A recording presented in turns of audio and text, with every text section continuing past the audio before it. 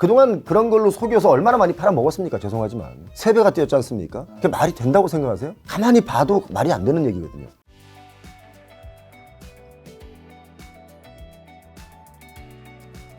최근 부동산 심리 어떻고 좀 분위기 좀 어떤가요 요즘에? 제가 21년 8월 달에 아파트 가격 이제부터 무지막지하게 하락할 겁니다 하고 그 근거를 댄 게 여러 가지가 있었는데, 처음에 그렇게 얘기하니까 한 21년 8월부터 21년 12월까지는 네가 뭘 한다 그러냐 뭐 이렇게 말씀하시는 분들이 상당수 있었는데, 이제 그게 22년 돼서 정말 피부로 와닿으니까 표영호 말이 맞구나, 하나하나 다 맞았다 해서 그때부터 제 유튜브가 많이 사랑을 받은 것 같아요. 일단 그때 말한 근거는 어떤 거이셨죠? 기본적으로 세계적인 추세라고 하더라도 한 2, 3년 동안 너무 급격하게 부동산이 뛰었어요. 심지어는 뭐 3배가 뛴 것도 있고, 또 어떤 것은 너무나 뻥튀기가 돼가지고 4배가 뛴 것도 있고, 너무 과하게 뛴다는 것은 있을 수 없는 일이거든요. 뭐 아무리 저금리 시대에 헬리콥터 머니를 뿌리고 경기 부양책을 썼다고 하더라도, 그걸 다 감안하더라도 너무 과도하게 올랐다. GDP 대비 또 과도하게 오른 거예요. GDP 대비 세계 1등 값이 우리나라입니다, 지금. 부동산 가격이. 어떤 분들은 뭐 뉴욕이 집값이 비싸지 않느냐라고 말하는 분들이 있는데, 뉴욕 집값 비싸죠. 가격만 놓고 본다면. 근데 그들의 GDP를 놓고 따지면 싼 편에 들어가죠. 우리나라는 너무 비쌉니다, 사실은 지금. 인생 전체를 집 사는데 쓰다가 다 못 갚고 죽잖아요. 그러니까 이건 뭐 과해도 너무 과하다. 여러 가지 그때 IMF에서도 그런 경고등을 했었고, 그런 자료들을 놓고 데이터를 가지고 이제 여러분께 그런 리딩을 제가 했었죠. 그러다가 이제 22년 되니까 정말 많은 폭락이 오고 그랬는데, 지금도 가격 하락했다라고 믿지 않는 분들이 있어요. 왜냐하면 거래가 안 된 아파트들이 있거든요. 나홀로 아파트 같은 경우는 그때도 거래가 안 됐고 지금도 안 되니까 가격이 올랐다 안 올랐다를 체감할 수 없는 거 아니겠어요? 가격이 하락했다 또 급등했다라는 것을 체감하지 못하는 분들도 한 30% 돼요. 제가 이제 22년에 제 이야기를 좀 귀담아 들어주시는 분들이 정말 많은 이익을 봤다라는 분들이 또 있는 거죠. 20년, 21년에 그 잠실의 아파트들을 최고가로 살려고 할 때 제가 말렸어요. 지금 사면 무덤된다. 향후 한 15년 동안은 회복하지 못할 것이다. 그런데 그때 산 분들은 하락 시기에 좀 마음을 많이 졸였고, 그때 안 사신 분들은 오히려 한 1년 반, 2년이 지난 뒤에 사니까 한 7, 8억까지도 싸게 사잖아요. 7, 8억을 벌려면 얼마나 힘든지 아시죠? 만져보지도 못하는 돈이기도 합니다, 사실은. 근데 그 돈을 1년 반만 참으면 더 전략해서 살 수 있는 것을 서둘러 샀단 말이죠. 서둘러 샀던 이유는 이제 여러 정보들이 오정보를 제공했죠. 집값은 뭐 계속 우상향한다. 평생 뛴다. 뭐 그런데 이제 사실은 단군 이래 갑오경쟁 이후에 지금까지 집값이 하락한 적은 없습니다. 계속 우상향이죠. 그런데 우상향할 때 그래프를 보면 한없이 떨어진 그래프도 있고 다시 올라가기도 하고 또 내려오기도 하는데, 그 사이클을 잘 타야 되겠죠. 특히 그 재테크란 단어가 들어가려면 그 사이클을 안 타고는 재테크라는 용어를 쓸 수가 없거든요. 그럼 지금은요? 글쎄, 지금은 데이터가 너무 이게 지금 가늠할 수 없을 정도의 데이터예요. 왜냐면 저는 이걸 데드캣 바운스라고 봤거든요. 집값 반등하는 거를. 그런데 반등하는 지역이 점점 늘어나고 있다는 거죠. 아, 늘어나고 있나요? 예, 반등하는 지역이. 저는 그 반등할 때 이제 송파, 잠실 쪽, 뭐 이런 쪽에 반등할 때는 이게 너무 많이 급격하게 하락 거래되다 보니까 살짝 튀어서 이제 반등 매매 심리가 있다 했는데, 그게 점점 더 강동구로도 가고 또 마포구로도 가고 성동구, 동작구 이렇게 점점 넓어지고 있거든요. 그래서 이게 데드캣 바운스인가 아니면 집값 바닥 따지기인가에 대한 개념은 한 2달 뒤에 정도 데이터로서의 가치가 있지 않을까. 지금은 확언하기가 제 입장에서는 어렵습니다. 물론 저보다 더 똑똑하신 분들은 확언하겠지만 저는 그만큼 똑똑하지가 못하기 때문에.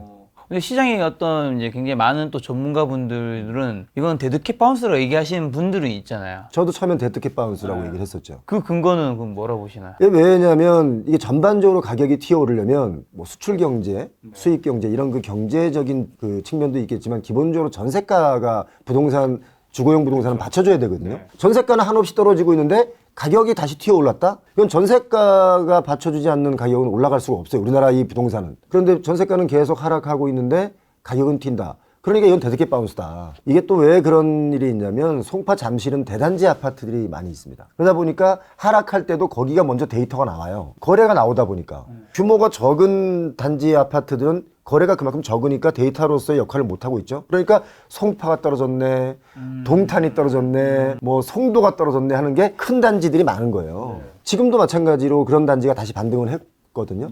근데 반등한 것이 계속 반등한다라는 시그널은 아직 받지 못했습니다. 저는 전세가가 그래도 올라와줘야 뭔가 집을 가지고 투자를 하시거나 투기를 하실 분들이 달려들 텐데 그러지 않으니까 전세가가 가율이 지금 서울의 경우가 한 50% 선이거든요. 예전에는 10% 20%만 들여서 집을 사고 전세입자에게 그 돈을 전가시켰단 말이잖아요. 근데 지금은 내 돈을 50%는 투자해야 되는데 50%의 여윳돈을 투자할 만한 돈이 시중에 없다. 그전엔 데드캣 바운스라고 했어요. 한 2달, 3달 전에는. 근데 지금 보니까 확장되고 있다는 거예요. 이게 바운스 된 것들이. 이걸 어떻게 읽어야 되지? 라는 생각을 지금 하고 있는 시간이에요. 전세가가 근데 안 올라도 계속 확장되면 이게 집값이 나중에 올라가는 걸로 될 수도 있나요? 그렇죠. 그러니까 전세가도 나중에 다시 이렇게 반등할 수가 있을 거 아니겠어요. 지금 뭐냐면 건설 원가가 좀 올라갔지 않습니까? 착공이 안 들어간 데가 되게 많아요. 그러면 이제 한 2년, 3년 뒤에는 또 분명히 그 얘기 나옵니다. 공급이 부족하다. 그럼 그때쯤 되면은 이제 또 전세가가 살짝 또 올라오면서 그 전세가와 매매가의 차익을 가지고 갭 투자하려는 분들이 또 달려들 거라는 말이죠. 그때는 살짝 가격이 바닥 따지고 올라온다라고 판단할 수 있을 텐데 지금은 그럴 만한 자료를 제가 확보하지 못했어요. 지금 어느 쪽 판단을 하기가 좀 애매한 단계다. 예, 아마 한 2달 정도까지는 더 지켜봐야 되지 않을까. 그래서 그때쯤 되면 방향성이 정해지지 않을까. 그래서 지금 움직이지 않는 게 좋습니다. 지금 그 무주택자분들은 그냥 가만히 있는 게 좋나요? 사실 무주택자분들은 지금 뭐 분양받으시려는 분들 많이 있잖아요. 분양 뭐 새 아파트에 대한 로망이 있는 분들은 분양받는 거 좋겠지만 분양받는 거는 제가 볼 땐 좋지 않습니다. 큰 대단히 막 좋은 입지가 아니라면 억지로 이렇게 막 분양받을 필요는 없다. 왜냐면 그 분양가 아래로 떨어질 수도 있거든요. 충분히 그럴 여지가 있습니다, 지금. 지금 현재 그러면 1주택자분들은 아마 팔고 싶은 분들의 숫자가 아마 늘어날 겁니다. 지금 매물이 늘어나고 있는데 심리적인 영향이 어떤 게 있냐면 야 집값이 뛴대. 그러니까 내가 지금 한 7억에 내놨는데 나 이걸 7억 7천에 한번 내놔볼래. 얘가 저 12억까지 갔던 아파트거든 라고 한단 말이죠. 7억에서 7억 한 2천 내놓으니까 올라가는 거 아니야? 하고 매수사가 붙어요. 근데 이걸 7억 7천, 8억 5천까지 올라가니까 안 붙는 거야. 그러니까 추격 매수가 없는 거예요. 그러니까 지금 집주인들이 어떻게 해야 되지? 걷어들일까? 일단 더 볼까? 막 이런 심리. 지금 매수하려는 분들은 집값이 올라간다고 하는데 또 약간 불안감을 조성했어요. 여러 가지 시그널들이. 그러다 보니까 지금 서로 눈치 게임이 한창 진행 중인데 매물은 지금 엄청나게 쏟아질 수 있다. 매물 쏟아지면 이제 어쩌면 2차 하락의 폭락이 또 올 수도 있는데 그러려면 여러 가지 다른 경기가 또 힘들어져야 되는데 지금 뭐 무역 적자는 지금 15개월, 16개월 계속 가고 있잖아요. 지금 시중에 돈이 없습니다, 사실은. 금리가 내려오곤 있는데 돈이 없어요. 지금 몇 채 있어요? 저요? 한 채. 아주 훌륭하신 분이죠.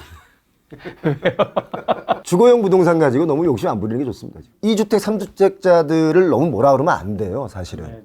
왜냐하면 부동산의 재화가 나와 있는데 그걸 누군가가 사줬을 때 경제도 지탱이 되고 또 그 내가 사함으로 인해서 어떤 사람은 이 매매가보다는 좀 저렴하게 이 부동산을 이용할 수가 있잖아요. 그렇죠. 뭐 전세도 월세도. 그렇죠? 그렇기 때문에 집 갖고 장난치는 사람들은 이 사회 악인데 정말 집을 나중에 뭔가 내가 자녀에게 준다든지 뭐 이런 여러 가지의 목적으로 뭐 2주택, 3주택자들을 너무 그렇게 막 적폐 취급하면 그건 옳지 않다. 그럼 지금 쏟아지는 분양물들 전 국민이 다 받아줄 수 있습니까? 못 받아줍니다. 그러다 보니까 이제 뭐 2주택을 사시는 분도 있고 3주택을 사시는 분도 있겠죠. 지금 2주택, 3주택 얘기해 주셔서 그런데 제가 다른 전문가분들 얘기를 좀 들어보니까 지금 집을 사시는 분들은 무주택자이거나 아니면 실소유이신 분들이 사는 거고 지금 다주택자에 사는 투자 수요가 아니라서 그렇죠. 이게 올라가는데 한계가 있다. 바로 그게 뭔 얘기냐면 바로 그 전세 갭 차이가 50%잖아요. 그러니까요. 그러니까 그 돈을 왜 거기다가 묻어두냐 이거죠.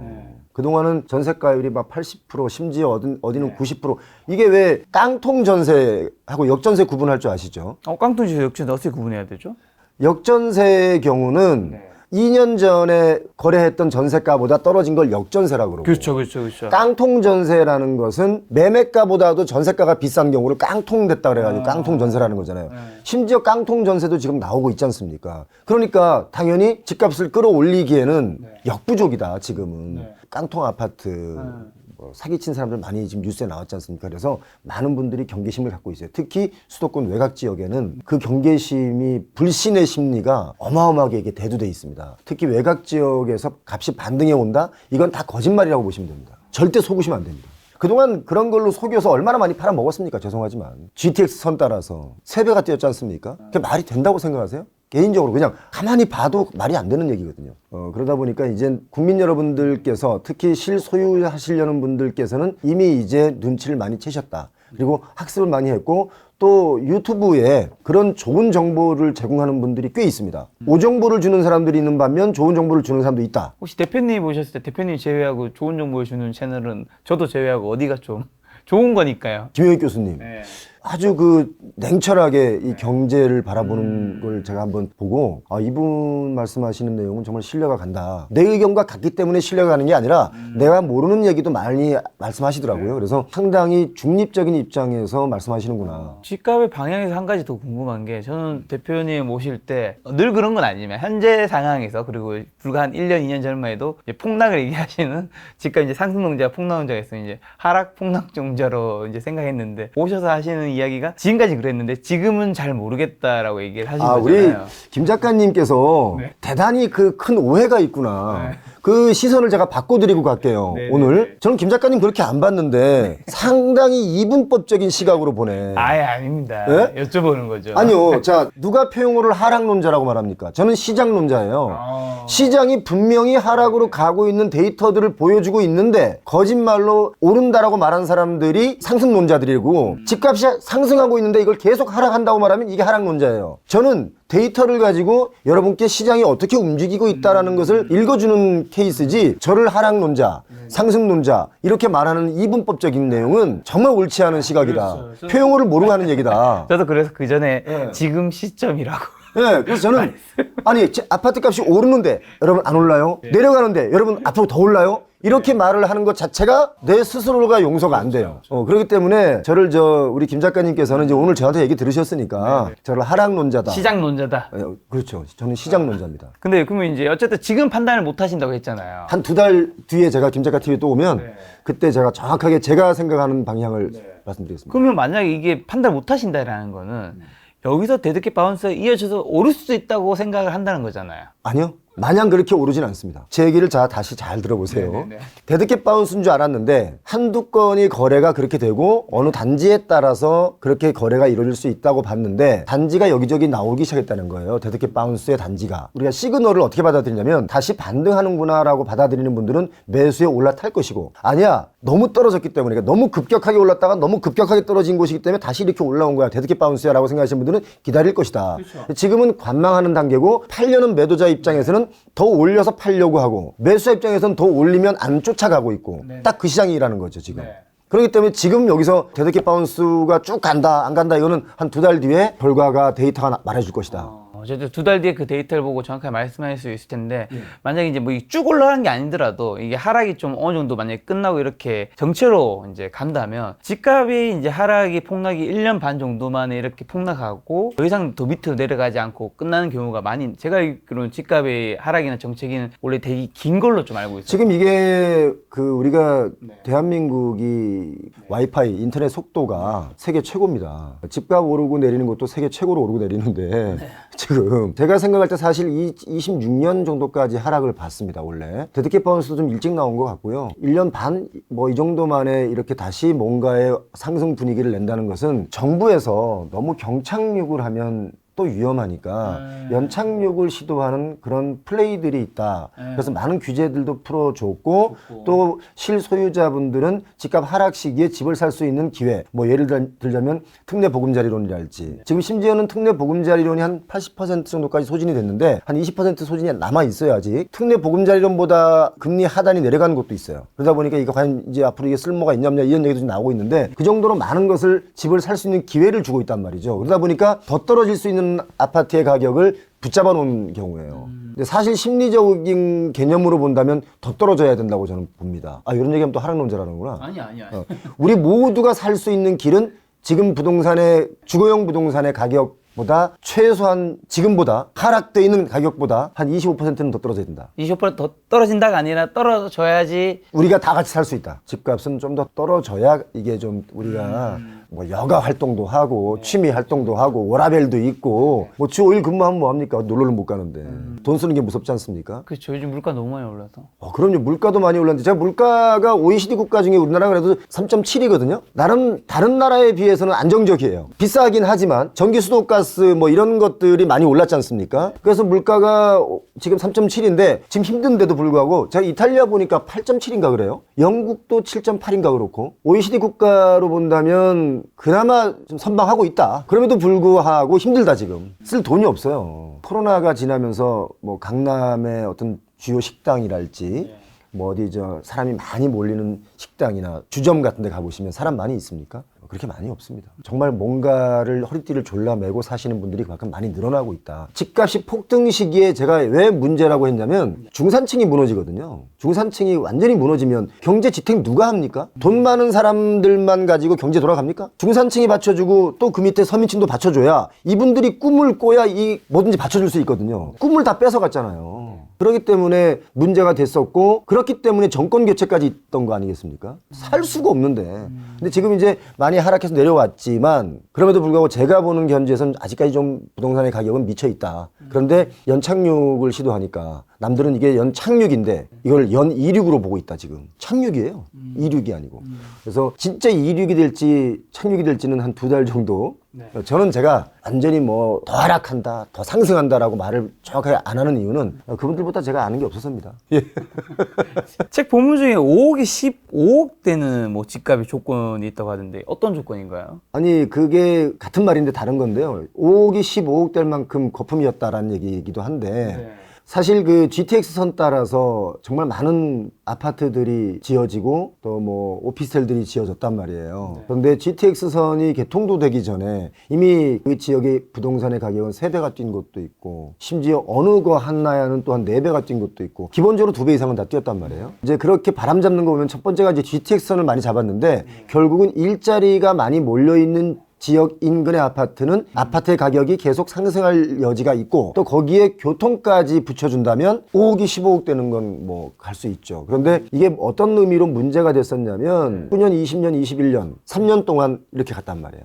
보통 이게 한 15년 만에 5억이 15억 됐다면 이해가 되는데 3년 만에 2년 만에 최고가를 계속 경신하면서 참 아이러니한 걸 저희가 찾아낸 것 중에 하나가 저희가 이미 뭐 여러 번 방송을 했기 때문에 뉴스에도 여러 번 났습니다. 그리고 아마 이런 거에 대한 조사가 들어갈 거라고 저는 보는데 예를 들어 어떤 아파트의 경우는 그 지역 인근의 아파트 가격이 5억이에요. 그런데 그 다음 달에 누가 7억에 같은 걸 삽니다. 그 2주 있다가 또 8억에 삽니다. 9억에 삽니다. 10억에 삽니다. 이런 식으로 계속 경신 거래를 했어요. 그런데 지나고 보니까 거래 취소를 하는 거예요. 그럼 뭐예요? 어떤 사람은 그 와중에 진짜 그 가격에 산 사람이 있고 그럴 때 분양한 시행사나 이런 데서는 뽑아먹고 나온 거죠. 한 호당 만약에 분양가를 3억 정도, 아파트는 이미 뭐 분상제나 여러 가지가 걸려있기 때문에 함부로 못하겠지만 오피스텔 같은 경우는 그런 경우 되게 많습니다, 사실은. 그렇게 해서 올리면 한 호당 3억씩만 이익 봤다고 치면 300개 호실이라고 가정하면 900억입니다. 그렇게 뭐 이까짓 거 몇 개 뭐 계약했다가 취소해가지고 손해보는 돈 몇십억이 돈입니까? 그러니까 그런 것 때문에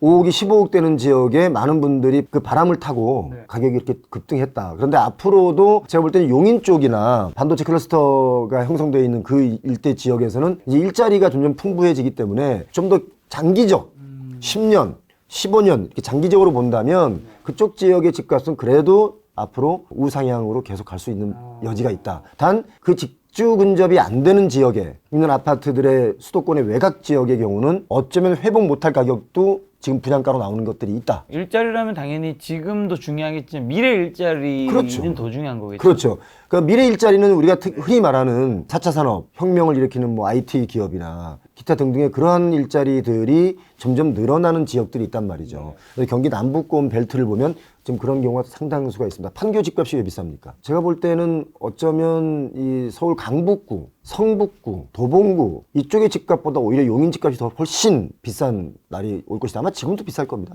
네, 제가 좀 체크를 안 해봤는데 아마 훨씬 더 비쌀 겁니다. 미래 일자리가 많이 생겨날 수 있는 지역이 아까 약간 해주셨지만 좀 다시 한번 정리해 주면 어디라고? 지금 미래 일자리가 가장 사람들이 핫하게 느끼고 있는 데가 그 용인, 반도체 클러스터, 삼성, 하이닉스 이런 데서 개발이 들어가는 곳이 있지 않습니까?